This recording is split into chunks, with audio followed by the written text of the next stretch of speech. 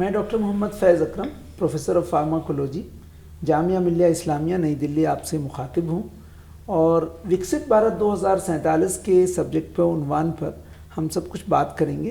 तो बात से शुरू करने से पहले अपना तारुफ करा दीजिए। My name is Ahmed Umar. I am from BDS final year, Jamia Millia Islamia new Delhi. तो उमर साहब, हमारा पहला सवाल ये है कि विकसित भारत 2047 को अलग अलग जहतों में, अलग अलग एस्पेक्ट में आप कैसा देखना चाहते हैं? आपके जहन में क्या खाका है? विकसित भारत 2047 को मद्देनज़र रखते हुए मैं अपने ख़यालात कुछ ऐसे पेश करना चाहूँगा कि जो डेवलपिंग कंट्रीज़ हैं उसको 17 गोल्स दिए गए हैं जो कि 2047 तक उसको हिट करने हैं। 17 गोल्स में जो एक अहम गोल आता है वो एक एजुकेशन और quality education we can say वो आता है।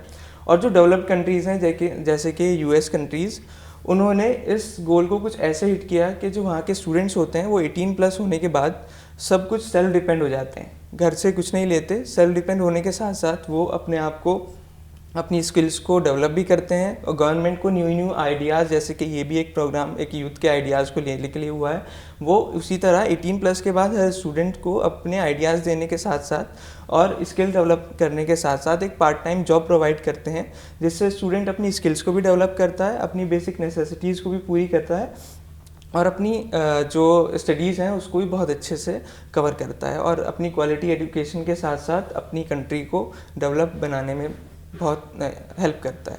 बहुत बेहतर। आपने अपना एक हदफ और ऑब्जेक्टिव सेट किया है। इस ऑब्जेक्टिव को हासिल करने के लिए हम सब इज्तमाही तौर पर कलेक्टिवली क्या कर सकते हैं? एक्चुअली सर, जो स्कॉलरशिप्स और फंड के फॉर्म में गवर्नमेंट से आती हैं हमारे पास, हम उसको डायरेक्ट कर सकते हैं एज लाइक कि वो एक पार्ट टाइम जॉब जो कर रहा है स्टूडेंट उसको फंड के फॉर्म में मिले, जिसको ज़रूरत होगी वही पार्ट टाइम जॉब करेगा और इसी को वो सैलरी मिलेगी।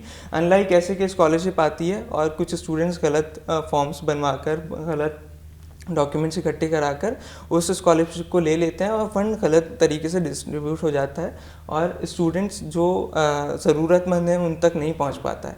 इस तरह से स्किल्स भी डेवलप करने का मौका मिलेगा बच्चों को और गवर्नमेंट की हेल्प भी हो जाएगी और फंड क्लियरली डिस्ट्रीब्यूट भी हो जाएगा और क्वालिटी एजुकेशन भी प्रमोट हो जाएगा। बहुत अच्छा, बहुत बेहतर।